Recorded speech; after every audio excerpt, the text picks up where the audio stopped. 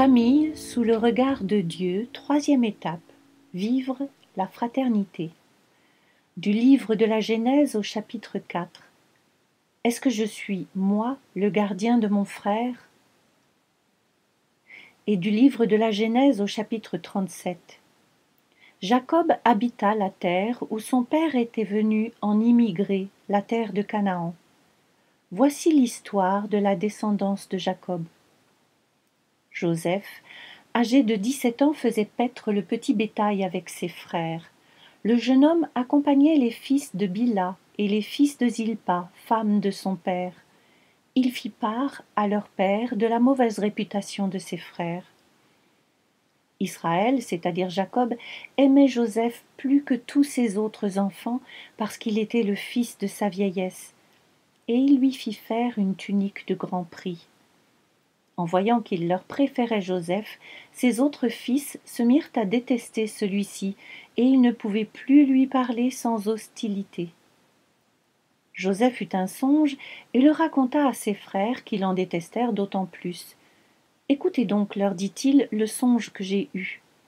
Nous étions en train de lier des gerbes au milieu des champs, et voici que ma gerbe se dressa et resta debout.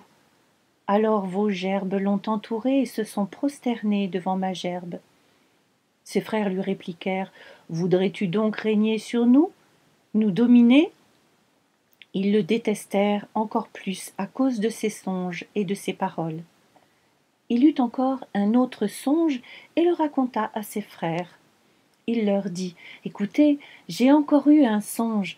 Voici que le soleil, la lune et 11 étoiles se prosternaient devant moi. » Il le raconta également à son père, qui le réprimanda et lui dit: « Qu'est-ce que c'est que ce songe que tu as eu? Nous faudra-t-il venir, moi, ta mère et tes frères, nous prosterner jusqu'à terre devant toi ?» Ses frères furent jaloux de lui, mais son père retint la chose.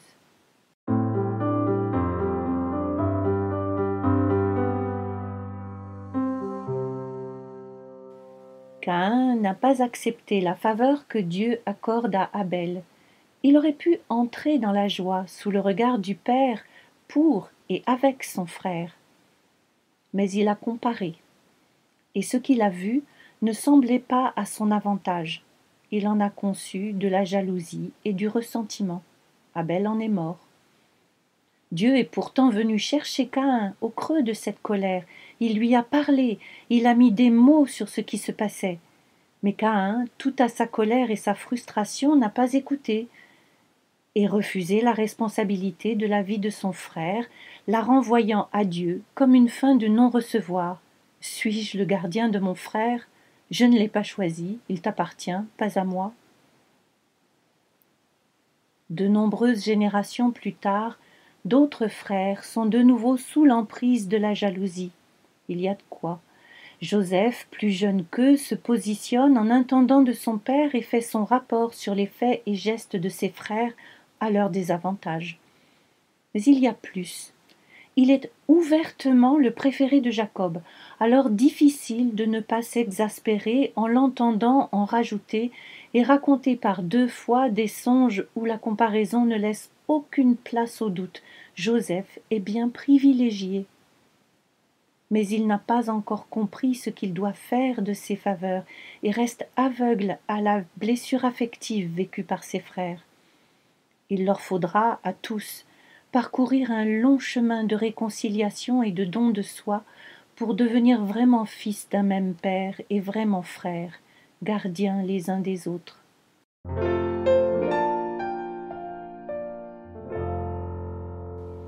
Pour vivre cela pratiquement, la question de Caïn résonne encore jusqu'à nous.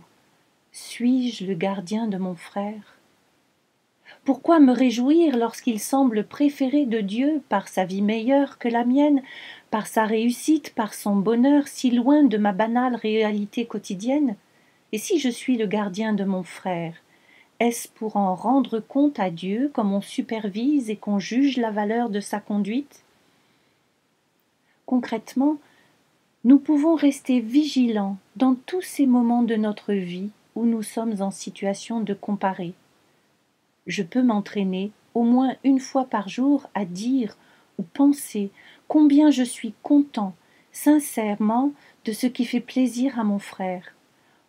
En refusant de céder au désir d'évaluer les faveurs dont bénéficie mon frère, et en choisissant de me réjouir pour lui et avec lui, je participe à la joie de Dieu, et ma joie véritable peut grandir elle aussi pour moi-même, libérée de tout esprit comptable. Je peux choisir de croire que Dieu m'aime autant qu'il aime mon frère.